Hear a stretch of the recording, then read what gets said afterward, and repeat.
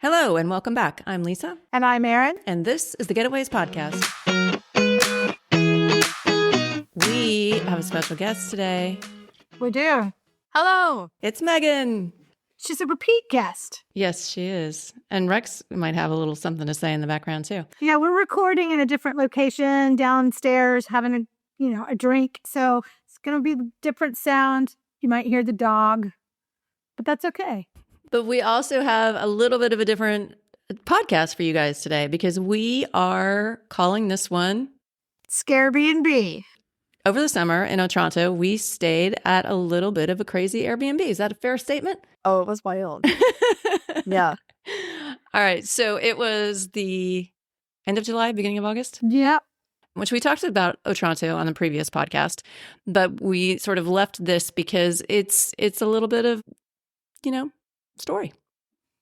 It's a special story, and since Halloween's coming up, we thought we would just tell our whole Otranto experience. Not all of it's scary, but... Well, it is, just in different ways.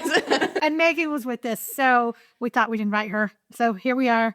Should we dive in? Yeah, let's dive in. Okay, so we drove down, as we've mentioned before. Megan came in the morning, and then we hung out and then drove like midday to Otranto and take it over. We met at a apartment a little off of the beach, a little off of the sea, about a 15-minute walk probably from our apartment, which we hadn't seen yet. Right. We didn't know anything about. And she wasn't there when we got there. Yeah, so the Airbnb owner is the one who told you to meet there. And then we get there and... She wasn't there. But she was there within like 5 minutes. Yeah. And it was just chaotic from the start. So I don't know if she owned this apartment building, but it was like a lot in the middle of an apartment building. It was dirt. It was dirt. So it was a dirt parking lot that we met her at, and it was right outside of like the old city walls. Yeah. But we don't know who owned said dirt parking lot. So anyway, and just to like give you an idea of what we were traveling with, I mean, we were gone for 4 weeks. And, I take stuff to work out, like weights. And we take like a bag of like staples for the kitchen so that we can cook and stuff. So we have a lot of paraphernalia. And a weird thing that happened is Megan called Lisa, or you called, somebody said, hey, did you look at the listing lately? Because there's all these pictures. There's no pictures added. Yeah. Of not just the Airbnb in the rooms, but like the view outside at night with the reflection, with full flash through a glass window. So just the reflection of the woman. The photographer. In the glass, a photo of the golf cart that she picked us up at. The golf cart was like at the dealership. Yeah, it was like covered in plastic, but it still was when we got in. Yes, it was. It was. Okay, so then she shows up with this said golf cart, which is quite large, but not large enough. Yeah. So I'll leave it to you guys to give the first round. So she decided we'd leave Lisa and the dog and take all of our luggage. And wouldn't let Lisa walk. She said, too far. It's too far. It turns out it was like 15 minutes. Yeah, and I would have been much happier. So we loaded up, stuffed everything in every nook and cranny of the golf cart and headed towards our apartment through the old town. And you had the joy of sitting next to her riding shotgun. I sat next to her, and so it's an old town of a very touristic city, right? Like it's crowded. And there's no cars. It's not a car town. So she's busting through these cities and honking at everybody that's in her way. At one point, there was this poor little old woman that somebody was helping walk, and she's, and I was like, full volume honking. I was so embarrassed. But before we even get to that, she's cruising before we get to the city walls super fast up a hill.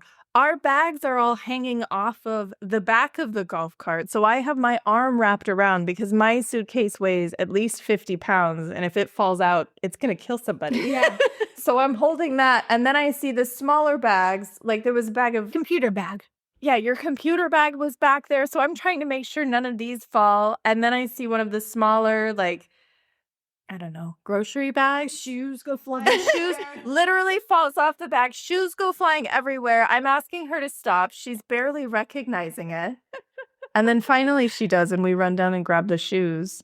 And then she continues, Oh, All right, so then we're in the middle of Old Town, and she's honking at everybody and squeezing by people, and it was terrible. And then we get to right around the corner from her house, and there's a restaurant, a lovely restaurant that we had a great dinner at, but they're set up with their tables outside, and she starts honking at them, yelling to move the tables. Remember how mad they were? Oh my God. Like the one guy threw to the table and broke a glass, and they were mad. And they were exchanging words with each other. Like she's yelling at him to move the tables, and he's yelling back that they're allowed to have them there. And yeah, he's throwing things to get out of the golf cart's way. So, and I got the pleasure of going back by them again. Megan got to stay. So we pull up to her apartment. Well, we pull up to a door. Yeah, just a door. Yeah. And she goes, well, you can get out here. Because on the other side, to get around to our front door, the restaurant had already set up their tables too. Mm-hmm. So she didn't want to have a fight. So she's like, we'll just go in this way. Didn't really tell us what this way was, but took us in, opened the door, and then said, I'll be right back. Remember, she took the crib to somebody else? Yeah. In another apartment down the street? She opens the door to this apartment to like a very old kitchen, pulls a crib out of it, takes it somewhere else, and then tells us to start unloading our bags. Yeah. So we unload all into this moldy smelling. Yeah, smelly kitchen that was tiny, and we were like, ooh. I didn't hear this part of the story. Oh, no, the kitchen. Is that our kitchen? No. Okay. Yeah, no, I didn't hear about this part. Did you never go into that kitchen? No. Oh, yeah. It's not a great kitchen. And there's a door in that kitchen to another apartment. Yeah, there was like a door to a weird, creepy storage room like we had. And then there was a door to get from that very old, unkept kitchen. There was a door that went through to get to our apartment that we ended up taking. But then there was another door that went to like the tiniest bedroom. We had to walk through that bedroom to get to the big living room to get to our apartment. Yeah. And the fancy living room. Yes. Yes. Okay. So we walk into this creepy old kitchen that connects to an even creepier tiny bedroom with absolutely no lighting. Two like small twin beds that are just mattresses on like rickety bed frames. Sounds luxurious. Like metal bed and I'm looking at it thinking it's our apartment, and I was like going, oh my God, we absolutely cannot stay here. And then she goes, well, this isn't yours, as she leads us into this like grand living room that we ended up using later. Yeah, which we called our Zoom room because it was a beautiful room and so weird that we had access to it. It didn't match anything else. No, but it was she probably does really well on Airbnb with that because that room is fantastic. But I'm saying that living room does not match the bedrooms in that house. No, I know. Be like, well, no, I know. Yeah. But I mean, just going by that picture, you'd be like, oh, this joint's fancy. Well, and whoever's in that living room has at least 2 or 3 doors going to other apartments. Yeah. And some of them are glass. And they're frosted glass. Yeah. At night, you can see the people behind It's like I'm watching a puppet show. And you can hear their whole conversation. Yeah. So weird. So she then opened up our door, which opened up into the room you stayed in. Right. And there was no air conditioning in that room. Right. There was supposed to be air conditioning. And she was like, oh, you can just turn the air conditioner on in this apartment and down here and it'll cool off. And we're like, this apartment? What are you talking about? So anyways, then she came back. Her and I went back. So Megan started taking all the furniture, which I'm sure she would not. The bags. All the bags. I moved all of our luggage from this weird apartment that wasn't ours, but she told us we would have access to this big living room. So I moved all of our luggage while she went back to you. Into another weird apartment. Into our apartment that we had rented. And I will say, I came back and my stuff was already in my bedroom. So thank you. Okay, so you come back and get me. And then the whole time in the car, she's like, I pay taxes. Ow. And like, she just kept saying over and over again. And I'm like, well, what in God's name happened on the way here that all she wants to do is talk about taxes? But Rex and I was holding on to Rex for dear life as she was like careening around corners and whatever. But finally get there. And then she drops us off down the street because she didn't want to. Let's drop us off here. But I think that was also intentional because I don't think she wanted to like answer questions about the place or like. Because Megan had already been in there. Yeah. And I think she was like, yeah, kick you out of the curb so nobody can like complain or I don't have to explain why the place is so strange. Weird. Okay. Yeah, because we didn't know who else had access to that big living room, which was behind a door that could lock that led directly to your bedroom. We didn't have the key. Things I didn't know at the time. Yeah, we never locked that door. Yeah. I'm sorry. Well, I mean, I had big tough Rex to protect me. But apparently that wasn't the only place that was strange in the house. No. So should we start? Where do we start? Do we start with the floors? Yes. Yeah. Okay, so what are the first things we noticed that was a little off about? Well, actually, I noticed the storage room first. Didn't you? Like, when I was walk-in fridge with the dead body smell. Oh, yeah. No, I forgot about the walk-in fridge. When I was moving our bags over, I saw like the doorway to the storage room and thought, oh, shoot. Like, what is this? What are we doing? And I checked it out. And then you guys saw it again. It was. Somebody had died in that walk-in fridge or had been stored. Well, there was. There was a huge walk-in fridge that was not turned on. But the door was closed, right? The door was closed. I mean, I opened it because I was sure we were going to find a body. Right. And that's when I realized it was oddly warm, which I guess because it's insulated, but it smelled so bad. Yeah.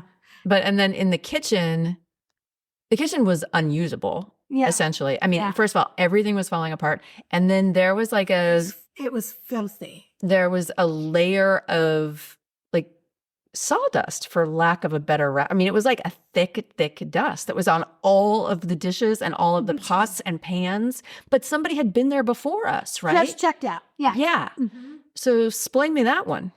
Maybe they looked around and said, oh, not usable. Well, and that's kind of what we did. Yeah. I mean, because we always cook at the place, and I made lunch one day, but it wasn't even hot. It was just a salad, like melon and stuff. Yeah. Well, and the sink was just like one of those stainless steel, like portable sinks. Yeah. Yeah, butcher sink. Yeah. Oh, it's like the butcher of Otranto lived there. Which makes sense with the refrigerator too, right? Because did we talk about this before? I don't remember butcher being on the thing, but we did try and like think about because there's a lot of things that it could have been, which leads us to. I thought maybe fishmonger, fish came in there. I don't know. It was weird. But one of the things then we noticed was multiple holes in the floor. Yeah, like at least a couple in every room. Windows that just windows of doom. Some looked down and you could see like old wine bottles at the bottom. Mm-hmm. Yeah. And some you couldn't see the bottom. The one in the kitchen looked like it wasn't blood, but it looked like blood just oozing down the side of the walls. We don't know what was down there. The holes were like on a cliff. A meter, right? Like a meter wide hole with the grate and then just a piece of plexiglass over. Often broken. Yeah. Yeah, that was cracked. Uh-huh. And there wasn't grates in all of them either. No. And some of them had like a weird condensation that came up during the night. Not all of them. So it wasn't like it was weird. So our house was on a cliff. Mm-hmm. And if you're out in the sea, which Megan and I went swimming out in the sea and you look in, it was a cliff. Yeah. Mm-hmm. So what was under there? What was badness? What was behind the cliff wall under our house? Creepy crawlies. I don't know, because the city's so old. And when we went to the museum at the castle, it said that there was an old, like ancient history of caves in some of those cliffs. And cave dwellers. Yeah. So I'm glad I was on the second story. Because they were creepy. Those windows were creepy. Yeah. They were like windows to the underneath of the world. Well, the other thing is the ones in the kitchen were the ones that disturbed me, but the ones in the bathroom. Okay, so first of all, advertises 3 bathrooms. By that they mean 3 toilets and 3 showers and 2 rooms. But right next door to each. Yeah, and with signs that said ladies and men's. At least on one of them, right? Yeah, It was so bizarre. So it was like, well, what was going on there before? Like, who was living there before that you had to like have separate? One of the bathrooms had 3 showers. It was like shower stalls. Yeah. Oh, yeah. And then the bathroom that I have my toothbrush in had 2 toilets, 2 toilet rooms. Toilets. Yeah. It was weird. And then windows in the ceiling that were onto the balcony upstairs that somebody else had control of. Had control of. But that was what creeped me out, was because it was windy and you would just hear like the wind, I think, was dragging the furniture on the roof, but it sounded like dead bodies just getting dragged right and left. 6 in the morning on. Yeah. Yeah. Even earlier than that, because it woke me up like early one morning. Oh. But yeah, the bathroom, so in the bathroom with the showers, and that one only had one toilet. Mm-hmm. That one was broken, and you would step on a tile next to it, and the whole thing would do a wiggly jiggly. Like, that was creepy. I was sure I was going to fall through the floor while I was brushing. Yeah, it's like a money pit moment where I was like, it's going to be half of me up here and the other half of me down there. I feel like they were like trying to get natural light into the service room, so they put that to go. I don't know. But there was no natural light in the bathroom. No, it was weird. Like, I feel like she inherited this from her family that had it forever, but had no money or interest to update it because she pays taxes. She pays taxes, and it was booked all summer. Yeah, and she has like 3 or 4 units, but 2 downstairs weren't because they were padlocked. Something's weird. Something's weird in Denmark. But something was weird in Otranto, and Megan experienced something really weird. Okay, so we spent our first night there. Yeah, with no incidences specifically. No incidents. It's just a weird vibe. Yeah. And then we slept fantastic the first night. Well, I certainly wouldn't have had I known that the door was just going to open when anybody could come in there. You had no idea.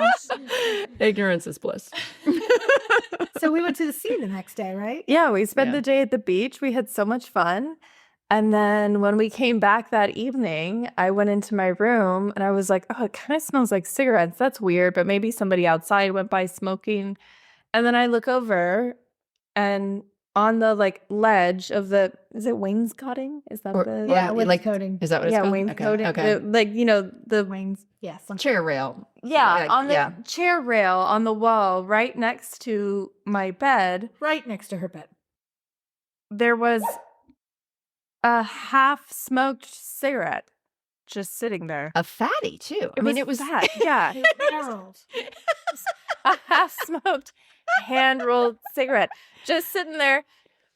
And I freaked out because I was like, who the hell left? Like, how did that get here? Because I'm observant enough. I feel I would have noticed. The room was white. Well, you would have. And then you've got this like poo brown cigarette smoke that. When somebody leaves a put out cigarette next to you, you smell. You smell it. It's a strong odor. Well, and it stood out. It was the poo brown color on a white wall. On a white wall. Yeah. I did my best to try to convince Megan that it had to have been there, and she just missed it. Yeah. She wasn't buying it. I was not buying it. I was like, I was convinced someone had come in and like checked the place out while we were gone or something. I was like, there's absolutely no way this just... And I didn't, at the time I was thinking your door locked, but now I'm remembering it didn't. Right. Yeah. And it was also... We're live. We made it. But also because there was so much traffic around that corner and there were so many people just like peering in all the time, then that alone was a little disconcerting. And then to have the idea that that room we didn't understand, there was just this sort of eerie unpleasantness. My dad had that weird like chimney that went down to the kitchen. It had a band, it went up and it had a rolling door. Yeah. Yeah, there was like some sort of old vent from whatever. It was a really big room and I thought Megan would pick it and I came back. She's like, oh no, did you see this? There were all sorts of weird secret trapdoors. It was weird. It was weird. So the night of the cigarette incident, we were downstairs and we had a visitor. Yeah, we had gone to dinner and we were just kind of hanging out, down in the like living room / kitchen area. And Megan was sitting in one of the chairs. You were kind of sitting, I think you were sitting your back to it, weren't you, to the light? So we were talking about how weird the apartment was and how there was just such a weird vibe. And, it's too bad because it's such a great location and all this stuff. And then I don't remember if you said it or I said it. And we were like, oh my God, think of the ghosts that are in this place. Mm-hmm. And what happens? The light flickers. It doesn't just like flicker. It goes like on, off, on, off, on, off, on, off. And we both go, okay, we hear you. We know you're here. And then it stopped. But it was like, literally like they were in the conversation. It went on and off for like 10 seconds. Yeah. And it stopped when we said, well, you have to be nice to the ghosts. Yeah. Then the light stopped. Yeah. Yeah. But I mean, definitive. It wasn't like, I'm getting chills right now. It wasn't like one of those things where like, oh, well, maybe the wire got, I mean, it never happened before and it never happened again. Well, and I will say that Rex never freaked out about it. No, I don't think that they were necessarily bad. Yeah. But they were presents for show. Yeah. All right. So talk about our Well, who saw it? You saw it. the light flicker? Now the roach in the kitchen. Well, yeah, because it was like a freaking horse walking into the living room. You got rat-sized cockroaches. I mean, you literally could have rode the thing around the kitchen. I mean, it was ginormous. But the weird thing about it is it disappeared. It went underneath the fridge or something, right? Uh-huh. And the next morning we wake up and he's belly up. Dead as a doornail. In the middle of the kitchen. Yeah. Like, how does that happen? And just for the record, we left him there for days because nobody wanted to come there. I flicked him over to the corner so he was still there when we left. But we didn't use the kitchen, so I didn't know. We paid a cleaning fee. Can be somebody else's and fault. She should have certainly- warned us it was like infested with roaches. Well, and then Rex is very, very sensitive to beings in his space.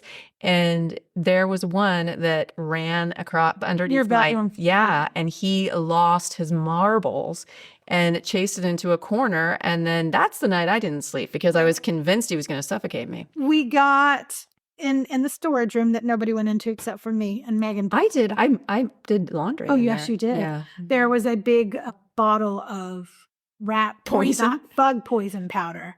Probably anthrax or something. But Yeah. so we put suitcases where Rex couldn't get back behind the thing, and then we just slate. I squeaked like the whole can back there. I was so repulsed.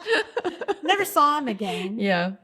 And, But she was like, there was weird stuff. Remember, like, there was like threats of the most amazing payments if you even touched moving the furniture. Yeah. She didn't want the beds moved because there was something going on. Well, I think the furniture would have fallen apart because it was like in tatters. Well, I think there was mold. Yeah. But yeah, I mean, I think that there was stains. I think there was stuff we don't need to know. It was like a base though. 200. It was like a $200 fee if you moved the furniture even slightly. Yeah, and we're like, I just moved a stool. Is that going to cost me? I moved a table every night, but I moved it back. Yeah, because it puts the fear of God in you. Cigarette. I was like, well, she's sneaking in every day to see if we moved furniture. Oh, I don't think she was smoking that table big back. fatty. So, needless to say, we didn't want her to come pick us up when it was time to check out. We got a good review from her. Well, yeah, because what could she say that was bad? We didn't do anything. Did we leave her a review? Yeah, and I think you said something that wasn't very derogatory. So the poor fools that came after us. Yeah, I'm going to apologize. I really feel bad about saying bad things about people's Airbnbs unless they're terrible people. And she wasn't a terrible person. But she knew that it was creepy and she did not want to be in that place with us. And it was all choices. Mm-hmm. Like she made a lot of choices to try and separate herself. She also didn't respond. Like we didn't have the trash information and then it took her a really long time to get it to us.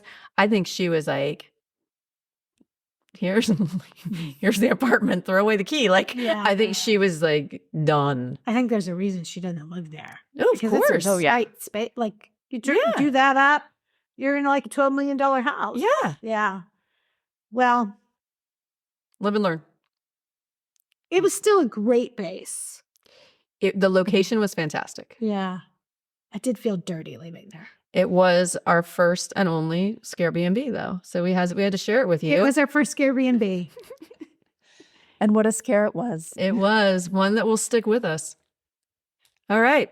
Anybody have any last comments about the Airbnb that will stick with us forever? It is September 29th when this airs. We're a few days away from October, which means Halloween is coming. Yeah. So and this is going on the Haunted Getaways as well. Yes. We're doing a little tie-in. Yeah. A little cross-promotion. The Haunted Getaways has been on a hiatus, but it is Halloween, so we're going to do a few episodes this month. So this is our longest episode on that podcast. So I hope you're still here. All right. Well, thanks for listening. Oh, yes. Check out our website, www.thegetawayswithaz.com. That was for you, Jonathan. And we will see you next time. Thanks. Bye. Bye.